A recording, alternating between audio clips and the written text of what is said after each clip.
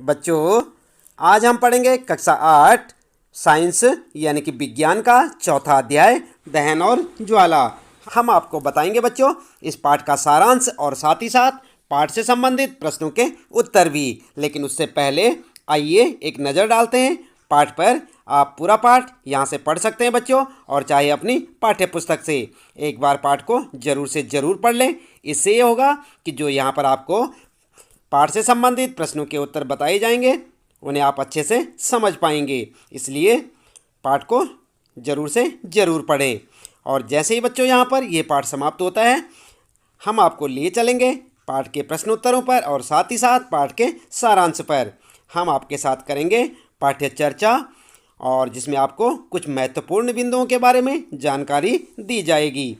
तो आप देख रहे हैं यहाँ पर, ये आपका पाठ 4।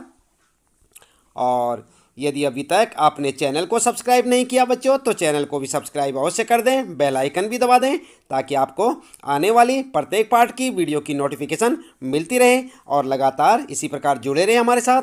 देखते रहे अपने कक्षा 8 विज्ञान के सारे पाठ के प्रश्नों के उत्तर।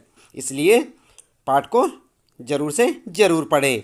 देखते रहे अपने कक्षा 8 विज्ञान के सारे पाठ के प्रश्नों के उत्तर। तो देख रहे हैं ना आप, यहाँ पर आपके ये प्रश्न शुरू हो रहे हैं बच्चों, सारे प्रश्न हैं।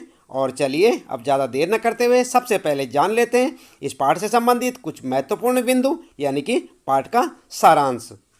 आप देख रहे हैं यहाँ पर आपने क्या सीखा। नंबर 1, जो पदार्थ वायु में जलते हैं दाह्य कहलाते हैं। दूसरा पॉइंट, दहन के प्रक्रम में ऊष्मा एवं प्रकाश उत्पन्न होते हैं। अगला पॉइंट आपके लिए, दहन के लिए ऑक्सीजन वायु में जरूरी है। चौथा है, ज्वलन ताप वह न्यूनतम ताप है जिस पर दाह्य पदार्थ आग पकड़ लेता है। अगला है बच्चों 5वां पॉइंट, ज्वलनशील पदार्थों का ज्वलन ताप बहुत कम होता है। छठा पॉइंट है, आग उत्पन्न करने के लिए आवश्यकताओं में से एक या अधिक को हटाकर आग पर नियंत्रण पाया जा सकता है। अगला है आपके लिए पॉइंट, आग पर नियंत्रण पाने के लिए सामान्यतः जल का प्रयोग किया जाता है। 8वां पॉइंट है, विद्युत उपकरणों और तेलों में लगी आग को नियंत्रित करने के लिए जल का उपयोग नहीं किया जाता। 9वां पॉइंट है, ज्वाला के 3 भिन्न क्षेत्र होते हैं, अदीप्त क्षेत्र, दीप्त क्षेत्र और ज्योतिहीन क्षेत्र। आप ध्यान दें, यहाँ पर ज्वाला के 3 भिन्न क्षेत्र होते हैं। कौन कौन से? अदीप्त क्षेत्र, दीप्त क्षेत्र और ज्योतिहीन क्षेत्र। दहन विभिन्न प्रकार के हैं, जैसे तीव्र दहन, स्वतः दहन, विस्फोट आदि। अगला पॉइंट है बच्चों आपके लिए, आदर्श ईंधन सबसे सस्ता, आसानी से उपलब्ध, आसानी से जलने वाला और आसानी से वहन योग्य होता है। इसका ऊष्मीय मान उच्च होता है। यह ऐसी गैसें अथवा अवशेष नहीं छोड़ता जो पर्यावरण को प्रदूषित करते हों। अगला पॉइंट है, ईंधनों की दक्षता एवं मूल्य परस्पर भिन्न हो सकते हैं। 12वां पॉइंट है बच्चों, ईंधन दक्षता को ऊष्मीय मान द्वारा प्रदर्शित किया जाता है, जिसका मात्रक किलोजूल प्रति किलोग्राम है। क्या है मात्रक? किलोजूल प्रति किलोग्राम। ध्यान दें आप, काफ़ी इंपॉर्टेंट पॉइंट आपके लिए। ईंधन दक्षता को ऊष्मीय मान द्वारा प्रदर्शित किया जाता है, जिसका मात्रक किलोजूल प्रति किलोग्राम है। 13वां पॉइंट है बच्चों, वायु में बिना जले कार्बन कण खतरनाक प्रदूषक होते हैं और श्वसन कष्टों को उत्पन्न करते हैं। अगला पॉइंट है, वायु में कार्बन डाइऑक्साइड की बढ़ी हुई मात्रा को विश्व उष्णन का कारण बताया जाता है। 15वां पॉइंट है, ईंधन के अपूर्ण दहन से विषैली कार्बन मोनोऑक्साइड गैस उत्पन्न होती है। अगला पॉइंट आपके लिए, कोयले, डीजल अथवा पेट्रोल के दहन से उत्पन्न सल्फर और नाइट्रोजन के ऑक्साइड अम्ल वर्षा उत्पन्न करते हैं, जो फसलों, भवनों तथा मृदा के लिए हानिकारक होती है। तो आप इन महत्वपूर्ण बिंदुओं को याद रखेंगे बच्चों, जो आपके काफ़ी काम आने वाले हैं। चलिए इसके बाद जान लेते हैं इस पाठ से संबंधित प्रश्नों के उत्तर अभ्यास प्रश्नोत्तर में। पहला प्रश्न आपके लिए, दहन की परिस्थितियों की सूची बनाइए। उत्तर में आप लिख सकते हैं, दहन के लिए ईंधन, वायु, ऊष्मा आवश्यक हैं, जिसमें ऑक्सीजन की सही मात्रा में आपूर्ति आवश्यक है। तो तो ये है आपका पहला प्रश्न और इसका उत्तर आप इस प्रकार से लिख सकते हैं बच्चों। दूसरा प्रश्न आपके लिए, रिक्त स्थानों की पूर्ति कीजिए। और आप देख सकते हैं यहाँ पर क्या है, लकड़ी और कोयला जलने से वायु का, और यहाँ पर आपको लिखना होगा, क्या लिखना है हम आपको बताएंगे। इसके बाद ख है यहाँ पर दूसरे वाला, घरों में काम आने वाला एक द्रव्य ईंधन है, और यहाँ पर क्या लिखना है आपको, आप इंतज़ार करें। और ग वाला है, जलना प्रारंभ होने से पहले ईंधन को उसके, और यहाँ पर आपको फिर लिखना है, तक गर्म करना आवश्यक है। और घ वाला है बच्चों, तेल द्वारा उत्पन्न आग को द्वारा नियंत्रित नहीं किया जा सकता है।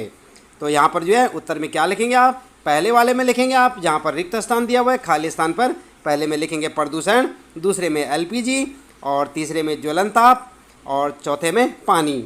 आई बात समझ में। पहले में क्या लिखेंगे, यहाँ पर जो है कै वाला है आपका, तो यहाँ पर जो है आप क्या लिखेंगे, ध्यान दें, यहाँ पर क्या लिखेंगे दूसरे वाले में, तीसरे वाले में, और चौथे वाले में 4 है ना यहाँ पर, तो यहाँ पर जो है प्रदूषण, एलपीजी, ज्वलन ताप और पानी, इन चारों में आप लिखेंगे कै में प्रदूषण, ख में एलपीजी, ग में ज्वलन ताप और घ में पानी। इस प्रकार आपका उत्तर हो जाएगा। अगला प्रश्न है बच्चों तीसरा, समझाइए कि मोटर वाहनों में सीएनजी के उपयोग से हमारे शहरों का प्रदूषण किस प्रकार कम हुआ है। तो आप समझाएंगे यहाँ पर किस प्रकार से, उत्तर लिखेंगे, मोटर वाहनों में ईंधन के रूप में डीजल और पेट्रोल का स्थान अब सीएनजी ले रही है, क्योंकि सीएनजी सल्फर और नाइट्रोजन के ऑक्साइडों का उत्पादन अल्प मात्रा में करती है। पेट्रोल जलने के दौरान बिना जले कार्बन कण छोड़ते हैं जो दमा जैसे श्वास रोग उत्पन्न करते हैं, जबकि सीएनजी इस प्रकार के कोई कण नहीं छोड़ती, अतः सीएनजी एक अधिक स्वच्छ ईंधन है। तो इस प्रकार से आप अपने इस तीसरे प्रश्न का उत्तर लिख सकते हैं। ये आपका तीसरा प्रश्न और उसका उत्तर। अगला है बच्चों चौथा प्रश्न यहाँ पर आपके लिए, ईंधन के रूप में एलपीजी और लकड़ी की तुलना कीजिए। उत्तर आप किस प्रकार से लिखेंगे, यहाँ पर आप एक टेबल बना लें और दोनों का जो है अलग अलग लिखेंगे। यहाँ पर टेबल में दोनों की तुलना करेंगे, यहाँ लिखेंगे एलपीजी और यहाँ पर लकड़ी। एलपीजी में पहला लिखेंगे, इसका ऊष्मीय मान बहुत ऊंचा होता है। लकड़ी वाले में लिखेंगे, इसका ऊष्मीय मान एलपीजी की तुलना में कम होता है। दूसरा लिखेंगे, एलपीजी का ज्वलनांक कम होता है, इसलिए इसे जलाने के लिए अधिक ऊर्जा व्यय नहीं करनी पड़ती। और लकड़ी वाले में लिखेंगे, लकड़ी का ज्वलनांक बहुत अधिक होता है, इसलिए इसे जलाने के लिए पहले अधिक ऊर्जा व्यय करनी पड़ती है। अगला लिखेंगे तीसरा पॉइंट, यह बिना धुआं किए जलती है, जिससे प्रदूषण नहीं होता है। और लकड़ी वाले में लिखेंगे, यह धुएं के साथ जलती है, जिससे वायु प्रदूषण होता है। चौथा पॉइंट लिखेंगे, इसके जलने पर कोई विषैली गैस उत्पन्न नहीं होती। और जबकि लकड़ी वाले में लिखेंगे, लकड़ी के जलने पर CO2 तथा कम वायु में CO कार्बन मोनोऑक्साइड गैस उत्पन्न होती है। पांचवा पॉइंट लिखेंगे बच्चों, इसको आसानी से भंडारित किया जा सकता है। और लकड़ी वाले में लिखेंगे, ठोस और भारी होने के कारण इसे भंडारित नहीं किया जा सकता। छठा पॉइंट लिखेंगे, इसको जलाने पर अवशेष नहीं बचता। और इसमें लिखेंगे लकड़ी वाले में, इसको जलाने पर राख जैसे अवशेष बचते हैं। तो इस प्रकार से आप टेबल बनाकर अपना उत्तर लिख सकते हैं बच्चों। अच्छे से लिखें और इसे याद भी करें। और इसके बाद पांचवा प्रश्न है बच्चों आपका, यहाँ पर कारण बताइए। और पहला यहाँ पर कै वाला, विद्युत उपकरण से संबद्ध आग पर नियंत्रण पाने हेतु जल का उपयोग नहीं किया जाता। क्यों नहीं किया जाता, इसका आपने कारण बताना है। दूसरा है ख वाला, एलपीजी लकड़ी से अच्छा घरेलू ईंधन है। क्या कारण है बताना है आपको। और ग है, कागज़ स्वयं सरलता से आग पकड़ लेता है, जबकि एल्युमिनियम पाइप के चारों तरफ लपेटा गया कागज़ का टुकड़ा आग नहीं पकड़ता।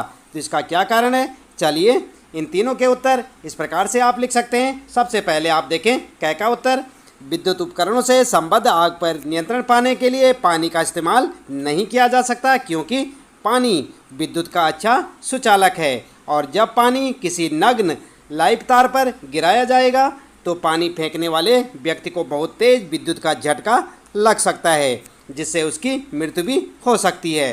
तो यह है पहले का उत्तर कै का। और दूसरे का लिखेंगे आप ख का कारण लिखेंगे, एलपीजी लकड़ी से अच्छा ईंधन है, क्योंकि एलपीजी का ज्वलनांक लकड़ी की तुलना में कम होता है, ऊष्मीय मान अधिक होता है और यह लकड़ी के विपरीत प्रदूषण रहित ईंधन है। तो इस प्रकार से आप ख का कारण लिख सकते हैं। अगला है बच्चों ग का कारण। यहाँ पर हम जानते हैं कि एल्युमिनियम एक धातु है और ऊष्मा का एक अच्छा सुचालक है। एल्युमिनियम धातु के चारों तरफ लिपटे कागज का ताप जब बढ़ने लगता है तो एल्युमिनियम कागज़ से ऊष्मा को अवशोषित करके कागज़ के ताप को उसके ज्वलन ताप से कम कर देता है। यही कारण है कि कागज़ स्वयं सरलता से आग पकड़ लेता है, जबकि एल्युमिनियम पाइप के चारों ओर लपेटा गया कागज़ का टुकड़ा आग नहीं पकड़ता। तो इस प्रकार से आप लिख सकते हैं गय का कारण। आपने देखा नहीं, यहाँ पर ये था आपका 5वां प्रश्न और यहाँ पर आपने कारण बताने थे। क ख गय, यहाँ पर 3 प्रश्न थे आपके लिए और उनका उत्तर आप इस प्रकार से लिख सकते हैं जैसे आप यहाँ पर देख सकते हैं। अगला है बच्चों 6ठा प्रश्न आपके लिए, मोमबत्ती की ज्वाला का चिन्हित चित्र बनाइए। और इस प्रकार से आप देख सकते हैं, एक चित्र आपको अपनी पाठ्य पुस्तक में भी आप देख सकते हैं। इस प्रकार से आप इस चित्र को बना सकते हैं जैसे कि यहाँ पर आपको दिख रहा है। ये मोमबत्ती की ज्वाला है, ये मोमबत्ती है बच्चों, ध्यान दें। और सबसे गर्म भाग कम गर्म, सबसे कम गर्म, और ये मोमबत्ती है। पूर्ण दहन का बाह्य क्षेत्र नीला, आंशिक दहन वाला मध्य भाग पीला और बिना जली मोमबत्ती का सबसे निचला भाग या आंतरिक भाग आप कह सकते हैं काला। ठीक है, तो इस प्रकार से आप चित्र को अपनी पाठ्य पुस्तक से देखकर अच्छे से बनाएं। इसके बाद बच्चों अगला प्रश्न है यहाँ पर 7वां प्रश्न आपके लिए, ईंधन के ऊष्मीय मान को किस मात्रक द्वारा प्रदर्शित किया जाता है। उत्तर में लिखेंगे ईंधन के ऊष्मीय मान को किलो जूल प्रति किलोग्राम मापक द्वारा प्रदर्शित किया जा सकता है। इसे आप अच्छे से याद करें बच्चों, काफ़ी इंपॉर्टेंट है। ईंधन के ऊष्मीय मान को किलो जूल प्रति किलोग्राम मापक द्वारा प्रदर्शित किया जाता है। अगला है बच्चों 8वां प्रश्न आपके लिए, समझाइए कि CO2 किस प्रकार आग को नियंत्रित करती है। 8वां प्रश्न है आपका। उत्तर में आप लिखेंगे पेट्रोल, विद्युत उपकरण जैसे ज्वलनशील पदार्थों में लगी आग को बुझाने के लिए कार्बन डाइऑक्साइड सबसे अच्छा अग्निशामक है। ऑक्सीजन की तुलना में अधिक भारी होने के कारण CO2 आग को एक कंबल की तरह लपेट लेती है। इससे ईंधन और ऑक्सीजन का संपर्क टूट जाता है, अतः आग नियंत्रित हो जाती है। CO2 का एक अन्य लाभ यह है कि सामान्यतः यह विद्युत उपकरणों को हानि नहीं पहुंचाती। सिलेंडरों में छोड़े जाने वाले CO2 बहुत तेज़ी से फैलती है और ठंडी हो जाती है, अतः यह न केवल आग को चारों तरफ से घेर लेती है बल्कि ईंधन के ताप को भी कोई हानि नहीं पहुंचाती। इसलिए यह अति उत्तम अग्निशामक है। तो इस प्रकार से आप अपना उत्तर लिख सकते हैं बच्चों। यहाँ पर समझाइए कि CO2 किस प्रकार आग को नियंत्रित करती है। आप देख रहे हैं यहाँ पर उत्तर, ठीक इसी प्रकार से आप लिखें और इसे याद करें। अगला है बच्चों 9वां प्रश्न आपके लिए, हरी पत्तियों के ढेर को जलाना कठिन होता है परंतु सूखी पत्तियों में आग आसानी से लग जाती है। समझाइए ऐसा क्यों होता है। उत्तर में आप लिखेंगे हरी पत्तियों के ढेर को जलाना कठिन होता है परंतु सूखी पत्तियों में आग आसानी से लग जाती है, क्योंकि हरी पत्तियों में जल अधिक मात्रा में उपस्थित होता है, जो हरी पत्तियों को जलाने के लिए दी गई ऊष्मा को अवशोषित करके वाष्पित हो जाता है और पत्तियों के ताप को उनके ज्वलन ताप तक बढ़ने नहीं देता, जिसके कारण हरी पत्तियाँ तब तक आग नहीं पकड़ पाती जब तक सारा जल वाष्पित न हो जाए और उनका ताप उनके ज्वलनांक तक न पहुंच जाए। सूखी पत्तियों में पानी नहीं होने के कारण ये जल्दी आग पकड़ लेती हैं, क्योंकि इनको जलाने के लिए दी गई ऊष्मा इनके ताप को शीघ्र ही इनके ज्वलन ताप तक पहुंचा देती है और ये जलना शुरू कर देती हैं। तो इस प्रकार से आप देख रहे हैं यहाँ पर, ये आपका 9वां प्रश्न और उसका उत्तर। अगला है बच्चों 10वां प्रश्न यहाँ पर, सोने और चांदी को पिघलाने के लिए स्वर्णकार ज्वाला के किस क्षेत्र का उपयोग करते हैं और क्यों। तो यहाँ पर उत्तर लिखेंगे आप, सोने और चांदी को पिघलाने के लिए सुनार ज्वाला की नीली लौ वाले अदीप्त क्षेत्र अर्थात ज्वाला के सबसे बाहरी भाग का इस्तेमाल करते हैं, क्योंकि ज्वाला का यह क्षेत्र सबसे गर्म क्षेत्र होता है और सोना एवं चांदी जैसी धातुओं का गलनांक बहुत अधिक होता है, इसलिए उन्हें पिघलाने के लिए अधिक ऊष्मा की आवश्यकता होती है। आई बात समझ में। ये 10वां प्रश्न आपका और इसका उत्तर आप ठीक इस प्रकार से लिखें, याद भी करें बच्चों, काफ़ी इंपॉर्टेंट क्वेश्चन है सारे के सारे। अगला प्रश्न है बच्चों 11वां, एक प्रयोग में 4.5 किलोग्राम ईंधन का पूर्णतया दहन किया गया, उत्पन्न ऊष्मा का माप 1,80,000 था, ईंधन का ऊष्मीय मान परिकलित कीजिए। और यहाँ पर आप क्या करेंगे, ठीक इस प्रकार से आप उत्तर लिखेंगे अपना। पहले लिखेंगे ईंधन की मात्रा 4.5 किलोग्राम यानी 4.5 kg और उत्पन्न ऊष्मा लिखेंगे 1,80,000 किलो जूल और ईंधन का ऊष्मीय मान लिखेंगे। अब इस प्रकार से आप निकालेंगे 1,80,000 अपॉन 4.5 और तब हो जाएगा 40,000 किलो जूल प्रति किलोग्राम। तो इस प्रकार से आप अपना उत्तर बना सकते हैं यहाँ पर, ठीक इसी प्रकार लिखें और इसे याद भी करें, ये भी इंपॉर्टेंट है बच्चों। इसके बाद अगला है यहाँ पर 12वां प्रश्न आपके लिए, क्या जंग लगने के प्रक्रम को दहन कहा जा सकता है, विवेचना कीजिए। और उत्तर में लिखेंगे नहीं, जंग लगने के प्रक्रम को हम दहन नहीं कह सकते, क्योंकि दहन एक तीव्र प्रक्रम है जबकि जंग लगना एक धीमी प्रक्रिया है, इसलिए हम इसे दहन प्रक्रम नहीं कह सकते। साथ ही दहन ऊष्मा के साथ साथ ज्वाला भी उत्पन्न करता है, जबकि जंग में केवल ऊष्मा उत्पन्न होती है। आई बात समझ में? ये 12वां प्रश्न है बच्चों, और इसे आप इस प्रकार से लिखें, इसे याद करें। अगला प्रश्न देख लेते हैं। 13वां प्रश्न है यहाँ पर आपके लिए। आबिदा और रमेश ने एक प्रयोग किया जिसमें बीकर में रखे जल को गर्म किया गया। आबिदा ने बीकर को मोमबत्ती ज्वाला के पीले भाग के पास रखा, रमेश ने बीकर को ज्वाला के सबसे बाहरी भाग के पास रखा। किसका पानी कम समय में गर्म हो जाएगा? उत्तर आप लिख सकते हैं बच्चों, अपने हिसाब से भी लिख सकते हैं, आप समझ गए होंगे। उत्तर लिखेंगे रमेश के बीकर का पानी जल्दी गर्म होगा, क्योंकि उसने बीकर को ज्वाला के सबसे बाहरी भाग पर रखा, जो कि ज्वाला का सबसे गर्म हिस्सा होता है, जबकि आबिदा ने इसे ज्वाला के पीले भाग के पास रखा, जो नीली ज्वाला से कम गर्म होती है। अतः रमेश के बीकर का पानी आबिदा के बीकर के पानी से जल्दी गर्म होगा। ठीक है बच्चों, तो इस प्रकार से यहाँ पर जो है इस पाठ से संबंधित सारे प्रश्नों के उत्तर समाप्त होते हैं बच्चों। उम्मीद है कि आपको अच्छे से समझ आए होंगे, इन्हें आप अच्छे से याद करें। यदि अभी तक आपने चैनल को सब्सक्राइब नहीं किया तो चैनल को सब्सक्राइब भी अवश्य कर दें, बेल आइकन भी दबा दें बच्चों, ताकि आपको आने वाली प्रत्येक पाठ की वीडियो की नोटिफिकेशन मिलती रहे और जानते रहे अपने विज्ञान के सभी पाठों के प्रश्न उत्तर हमारे साथ। मिलते हैं फिर अगली वीडियो में कुछ नए प्रश्न उत्तरों के साथ।